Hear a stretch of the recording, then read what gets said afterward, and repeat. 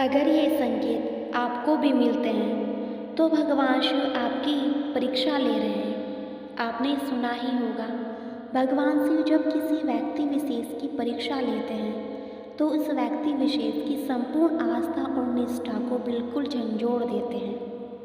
मतलब उस इंसान का जो भोलेनाथ या उस परम शक्ति पर विश्वास आस्था होती है, उसे पूरी तरह से नाव के जैसी डगमगा जाती है। भगवान शिव परीक्षा लेते हैं तो ऐसी लेते हैं जिससे व्यक्ति के रोंगटे तक खड़े हो जाते हैं। पर इस सब के बाद भी जो व्यक्ति भगवान शिव पर अपनी अटूट विश्वास और आस्था बनाए रखता है और उस व्यक्ति का विश्वास कायम रहता है, तो वही इंसान शिव द्वारा ली गई परीक्षा में सफल होता है और भगवान शिव उसे जीवन में वो सब कुछ प्रदान करते हैं जो उस व्यक्ति ने कभी अपने सपने भी नहीं सोचा होगा। ऐसे व्यक्ति पर महादेव का आशीर्वाद हमेशा बना रहता है। अब आप उन संकेतों को सुनिए जिनसे आपको ज्ञात हो सके कि भगवान शिव आपकी परीक्षा ले रहे हैं या नहीं।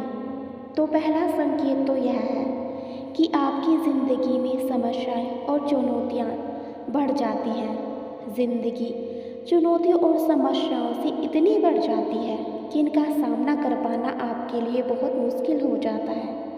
जब भगवान शिव उस इंसान की परीक्षा लेते हैं तो उसके जीवन में बहुत सी समस्याएं और चुनौतियां खड़ी कर देते हैं। वैसे तो भोलेनाथ कभी भी किसी को कोई परेशानी या समस्या नहीं देते, बस इसके पीछे का उद्देश्य आपको स्ट्रॉन्ग बनाना होता है ताकि आप उन सभी चुनौतियों का सामना करके उन्हें पार कर सकें और आप एक बेहतर और अच्छा इंसान बन सकें। इस बात को ध्यान से सोचिए कि आपके जीवन में अगर चुनौतियां ही नहीं होंगी तो आप कैसे मजबूत, बेहतर और एक अच्छा इंसान बन पाओगे। एक बात आपको हमेशा याद रखनी है, भगवान शिव भी उसकी मदद करते हैं जो खुद अपनी मदद और कुछ करने की हिम्मत रखते हैं, न कि हाथ पर हाथ धरे बैठा रहे और ये उम्मीद लगाए कि काश मुझे बिना कुछ किए बिना ही सब कुछ मिल जाए। बिना कुछ किए तो भगवान का आशीर्वाद तक नहीं मिलता। उसके लिए भी भगवान के सामने हाथ जोड़ने पड़ते हैं और पूर्ण श्रद्धा व निष्ठा के साथ भगवान को प्रणाम करना पड़ता है।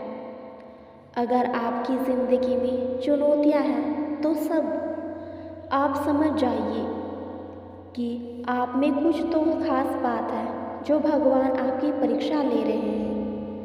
अब दूसरा संकेत भी आप ध्यान से सुनिए। जिस तरह से भगवान शिव आपके जीवन में चुनौतियां व समस्याएं खड़ी करके आपकी परीक्षा लेते हैं, उसी प्रकार दूसरी ओर आपके जीवन को सुख व खुशियों से भी भर देते हैं। ये उनकी एक परीक्षा ही होती है जिसे हम समझ नहीं पाते हैं, क्योंकि भगवान को यह भी देखना होता है कि व्यक्ति इस सुख के समय भी मुझे याद करेगा अथवा नहीं।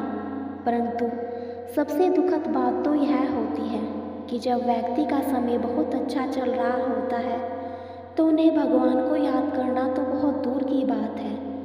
उन्हें भगवान की ज़रूरत तक भी महसूस नहीं होती और वो उस सुख में समय को ही अपना सब कुछ मान लेते हैं।